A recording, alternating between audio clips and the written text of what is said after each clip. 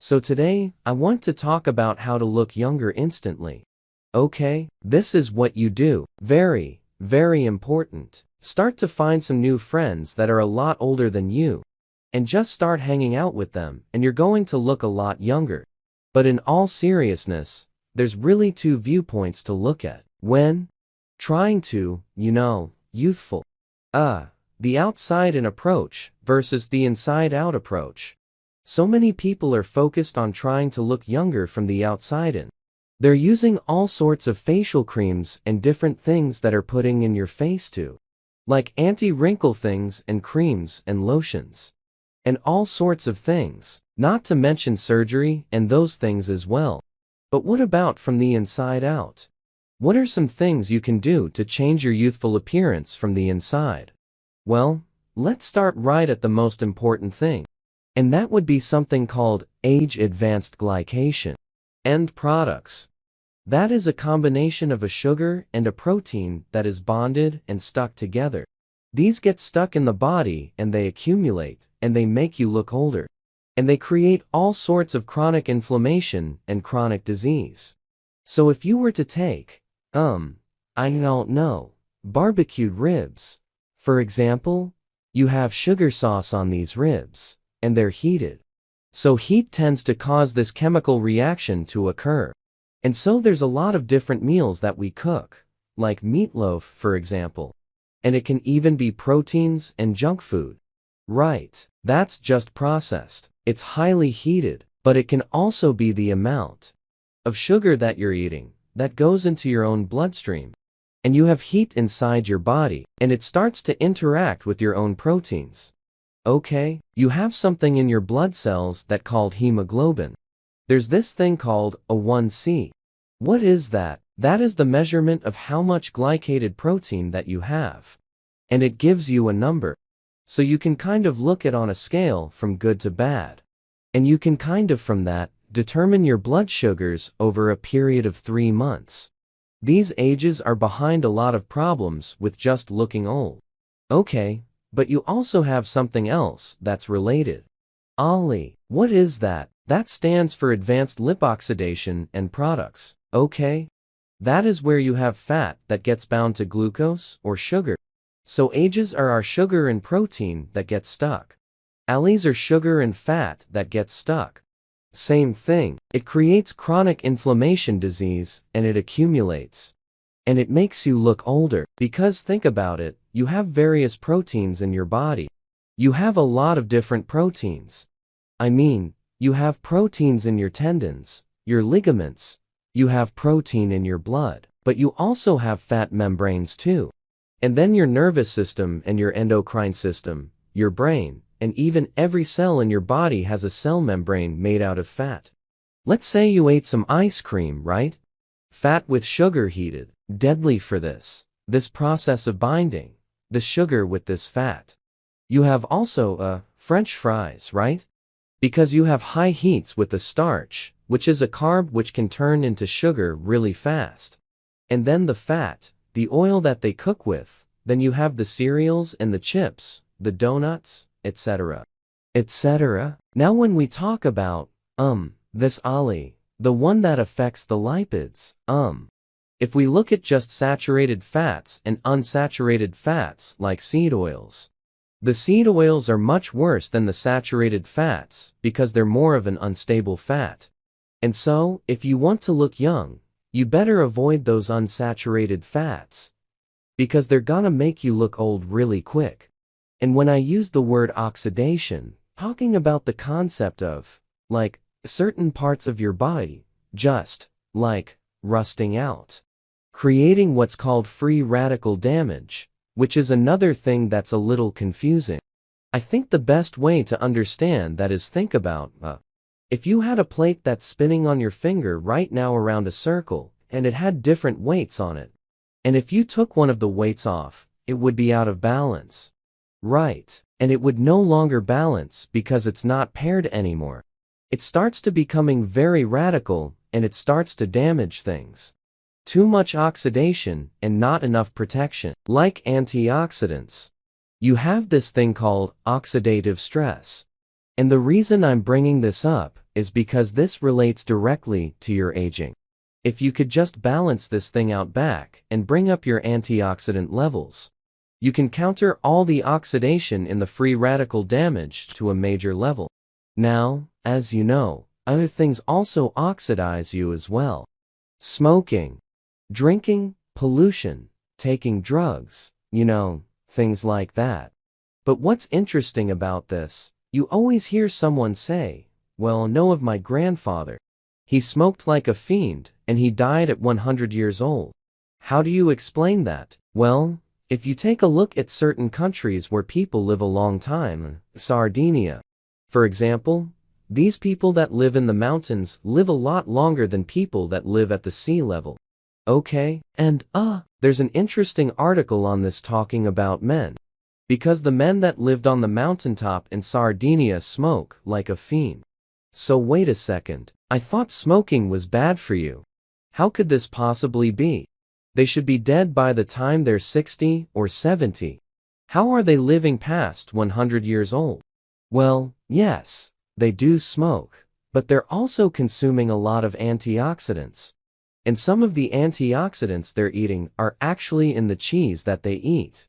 Because their goats and their sheep consume grass in the higher altitudes, which have much higher antioxidant levels. And those transfer into the milk, which goes into the cheese, which goes into these people that smoke. Not to mention all the other antioxidants that they eat and also the lifestyle. They're probably not doing a lot of ultra-processed junk foods. So you really need to look at the whole picture, okay? If you're consuming junk foods, yet at the same time, you're doing other things that are countering that, then that could explain why you might be surviving a lot longer. I live in a certain area where there's a lot of people who eat junk food. But even though they seem to be eating a lot of junk food, a lot of them are farmers, and they're outside and they're working until dark. Right? You have all this physical activity that is so protective against everything. It's probably countering all the bad effects from the chewing tobacco and the smoking and all the junk food. If you have enough antioxidants to the oxidation, then you're going to be in better shape. How can we build up our antioxidant levels? Well, we can eat animals that have eaten grass or even a diversified group of plants versus animals have just lived on grains, or we're in a feedlot, right? They're not going to have near the phytonutrients. And those phytonutrients are more protective against things. In fact, on my farm, I sent my beef into the study, and the researcher contacted me after 6 months and said, "What are you doing?" I said, "What do you mean?" He says, "Let me send you the report." So I'll put the page up right now. But you can see in this report the level of antioxidants compared to other farms, right? So my cattle not only get a lot of exercise, because there's nothing flat.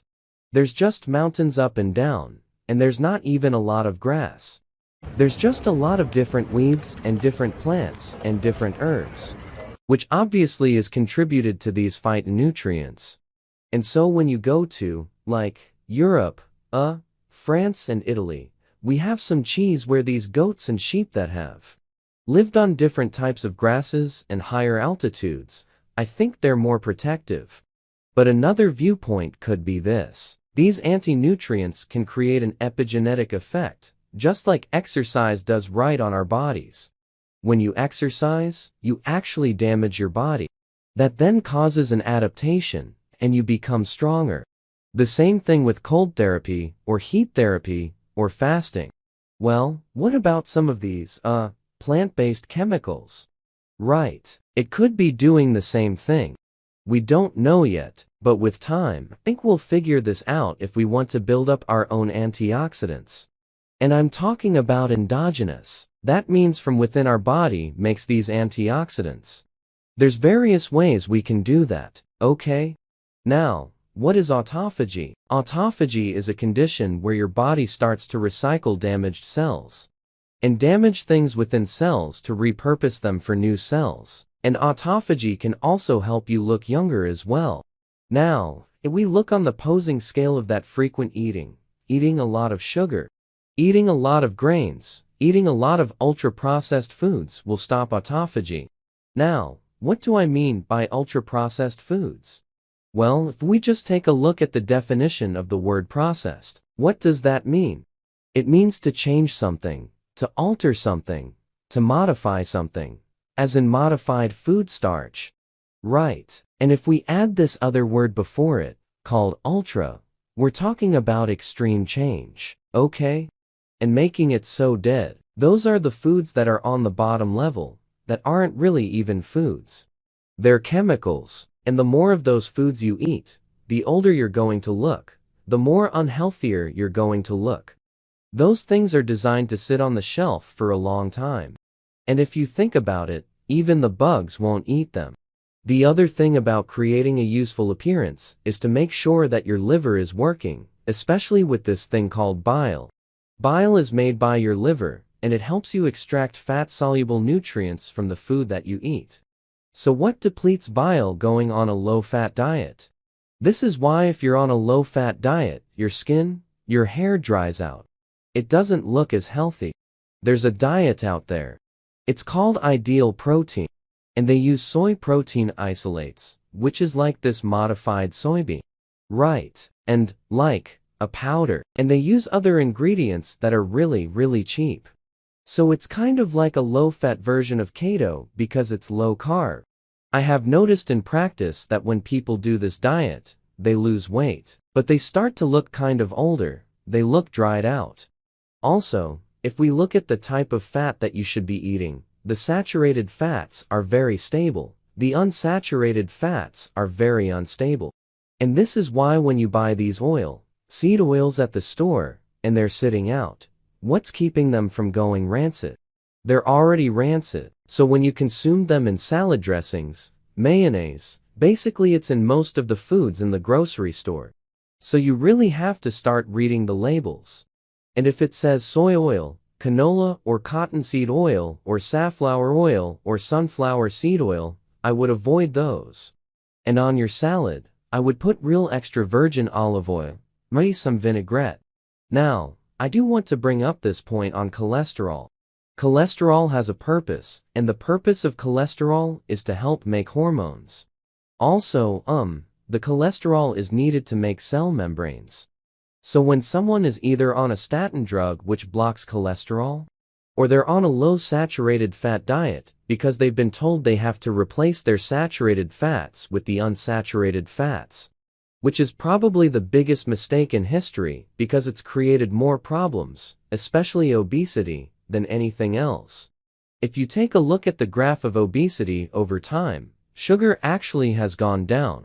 But the only thing that hasn't gone down is the seed oils. It keeps going higher and higher and higher. And so another good fat is the omega-3. Fats from fish oils could be sardines, salmon. Cod liver oil is a really good one that I like because it not only has the omega-3, it has the vitamin D and the vitamin A. Vitamin A is really important.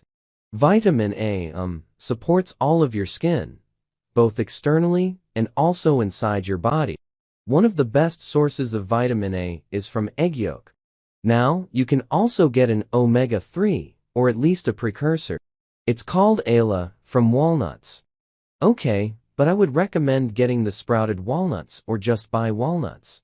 Soak them in water overnight, then dry them out in the oven for a little bit and then consume them. That way, you don't have any of the things that can create digestive issues. And then you get the sun, okay? The sun can make you look older, especially if you allow the skin to burn. If you are in the sun, and you just get a slight tan, and you don't overdo it, it's going to be okay. And you're not going to actually age the skin. What happens when you're out in the sun as well, and we need sun, is that we also get, over 50% of the rays are infrared. Infrared is very therapeutic to your skin. Infrared can penetrate like 2 inches inside the body, and it goes in the body, and it can help increase melatonin. And it's not just for sleep. It's also a very powerful antioxidant. So when you're exposing your skin to sun, okay? And you don't overdo it, it's a healthy thing. But some people can overdo it. I know as a teenager I overdid it. Let myself get burned so many times. Well, that's not healthy, that can really age your skin anyway. Right. Now, you know the secret to looking youthful and younger. So now, your next step is to go out and apply what I just said.